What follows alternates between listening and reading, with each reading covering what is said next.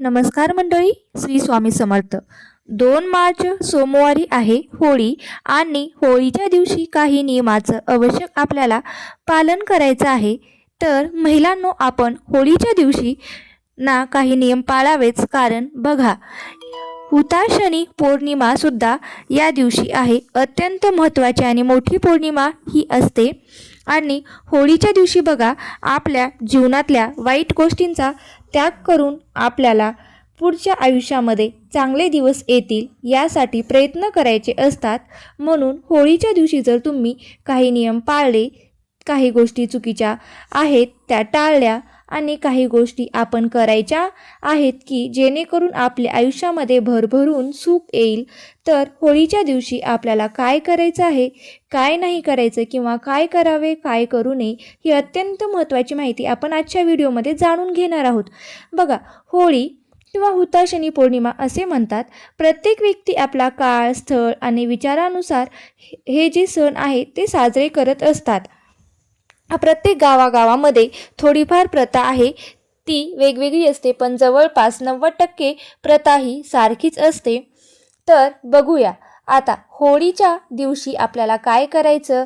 समजा काही कारणास्तव तुम्हाला होळी म्हणजेच होळीच्या दिवशी होळी दहनाच्या वेळेस तुम्ही उपस्थित नसाल, तर किंवा तुमचा मासिक धर्म असेल वगैरे जर काही कारण असेल, तर दुसऱ्या दिवशीसुद्धा समजा दुसऱ्या दिवशी मासिक धर्म संपवतोय, तर आपण डोक्यावरून पाणी घेऊन जिथे होळी पेटलेली होती आदल्या दिवशी तिथे तुम्ही जाऊन होळीला हळद, कुंकू, अक्षदा अर्पण करून होळीला नमस्कार करून 3 प्रदक्षिणा तुम्ही घालू शकता.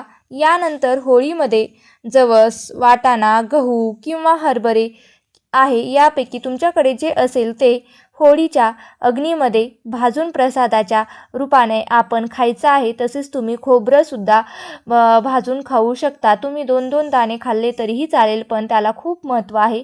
यामुळे जे आपले आजारपण वगैरे आहे ते दूर होत असतं. यानंतर बघा, होळीची जी राख आहे तर ती पुरुषांनी आपल्या कपाळाला लावायची असते आणि स्त्रीने गळ्याला लावायची असते, कारण यामध्ये ऐश्वर्य आणि कीर्ती वाढते. आपल्या जीवनामधल्या ज्या काही आर्थिक समस्या आहेत त्यासुद्धा दूर व्हायला मदत होत असते. यानंतर बघा, होळीच्या दिवशी कुणाबद्दलही मनामध्ये काही शत्रुत्वाची भावना, वैराग्याची भावना ठेवू नका. अत्यंत महत्त्वाचा दिवस आहे. या दिवशी आपल्याला वाईट गुणांचा आपल्याला त्याग करायचा असतो. राग वगैरे कोणाबरोबर चिडचिड करू नका, कारण हा दिवस आहे ना, हा एक अतिशय महत्त्वाचा दिवस आहे. जर आपण कोणाबद्दल काही वाईट विचार केला तर आपल्या बाबतीतसुद्धा वाईट घडण्याची शक्यता असते. यानंतर होळीच्या दिवशी बघा, घरातल्या वडीलधाऱ्या लोकांच्या आपल्याला पाया पडायच्या असतात. अंगठ्याला स्पर्श करून लहानांनी नमस्कार करायचा असतो, म्हणजेच पाया पडायचे असतात. मग आपल्या घरात जे मोठी असतील म्हणजे आई वडील असतील, आई वडिलांचे आपण मुलांनी म्हणजे जे आपल्यापेक्षा मोठे आहेत त्यांचे आशीर्वाद आपल्याला घ्यायचे असतात किंवा पाया पडायचे असतात. आजी आजोबांचे अंगठ्याला स्पर्श करून त्यांच्यासुद्धा पाया पडायचे असतात किंवा आशीर्वाद घ्यायचा असतो. यानंतर होळीच्या दिवशी पिवळी मोहरी, लवंग, जायफळ, काळे तीळ कपड्यामध्ये बांधून तुम्हाला खिशामध्ये ठेवायचे आहे.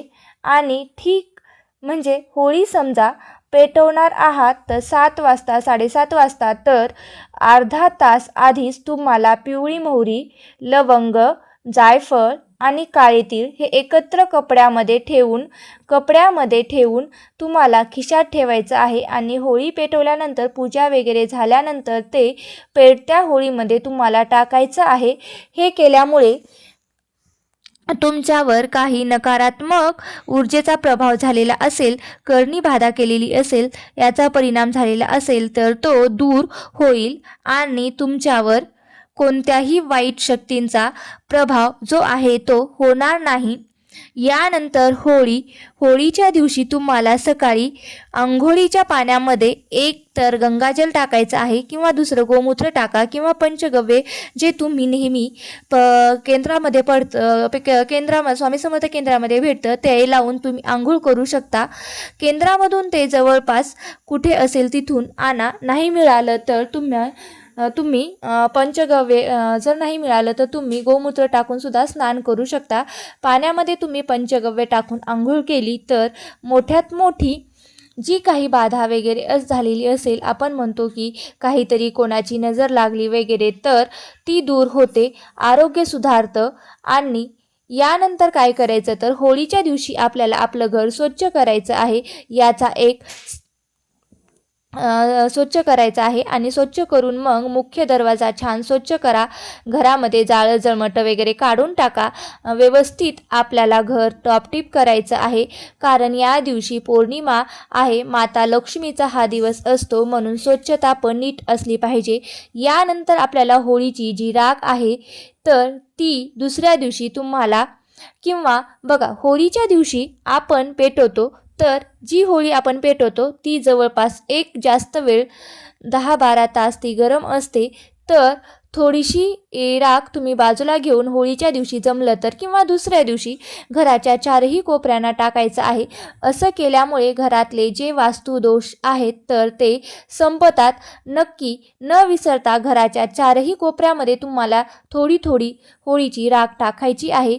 ही जी राख आहे ती तुम्हाला लॉकरमध्ये, म्हणजे जिथे आपण पैसा वगैरे धन दौलत ठेवतो किंवा सोने नाणे वगैरे ठेवते, तिथेही तुम्हाला पैसे ठेवायचे आहे. त्यामुळे काय होतं तर तुम्हाला पैशाची कधीही कमतरता भासत नाही. बघा बरेचसे असे काही लोक असतात ज्यांना होळी खेळायला अजिबात आवडत नाही. म्हणजे होळीच्या दिवशी आपण धुलीवंदन किंवा रंग खेळले जातात, तर हे रंग खेळण्यामागे शास्त्रीय कारणसुद्धा तसंच आहे. धार्मिक कारण तर आहेच, पण शास्त्रीय कारणसुद्धा आहे. रंग खेळल्यामुळे नकारात्मकता जी आहे ती दूर होऊन जाते, आणि ज्यांना खेळायला आवडत नाही त्यांनी निदान एक फॉर्मॅलिटी म्हणून तरी हा खेळ थोडासा किंवा रंग लावायचा. कुटुंबियासोबत जरी तुम्ही थोडाफार अगदी लावला तरी, रंग लावला तरी चालेल, पण या सणाचा आपण आनंद घेतला पाहिजे. यानंतर होळीच्या दिवशी सगळ्यात पहिले देवांना आपण थोडासा रंग अर्पण करायचा आहे. बऱ्याचशा ठिकाणी होळीच्या दुसऱ्या दिवशी होळी खेळली जाते, ठीक आहे, लक्षात घ्या. होळीच्या दिवशी गोड पदार्थ तयार करून पहिले देवांना आपण अर्पण करायचे आहे. त्यानंतर आपण प्रसाद खायचा आहे. होळी कशी साजरी करायची आहे याचा सुद्धा मी तुम्हाला एक व्हिडिओ सेपरेट करून माझ्या यूट्यूब चॅनलवर अपलोड करते.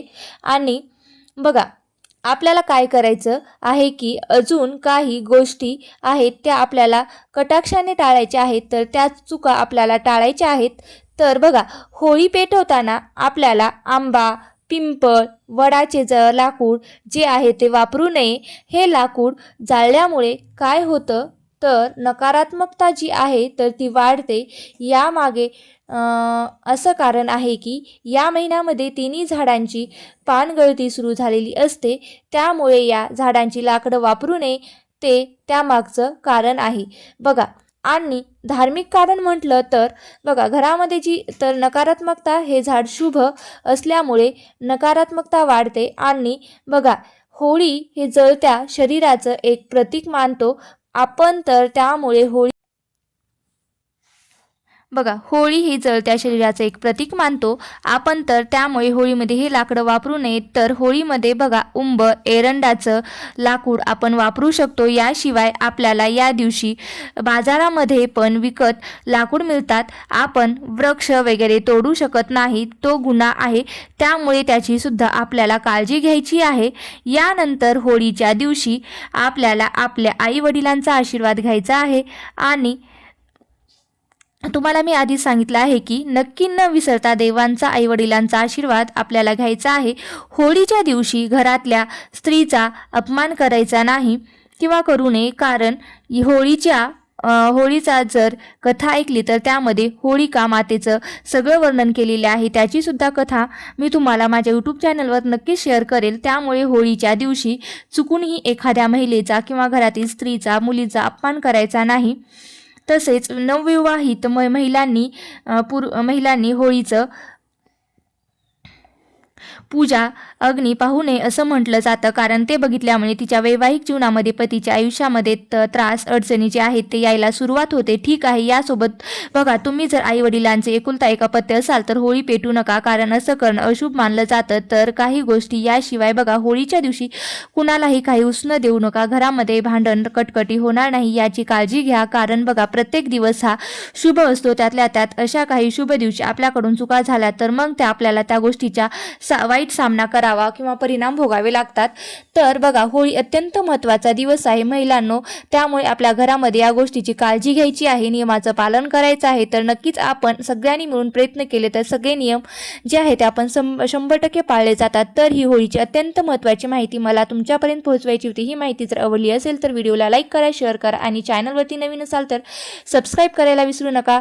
धन्यवाद. व्हिडिओ शेवटपर्यंत पाहिला असेल मी आशा करते. श्री स्वामी समर्थ. जय जय स्वामी समर्थ.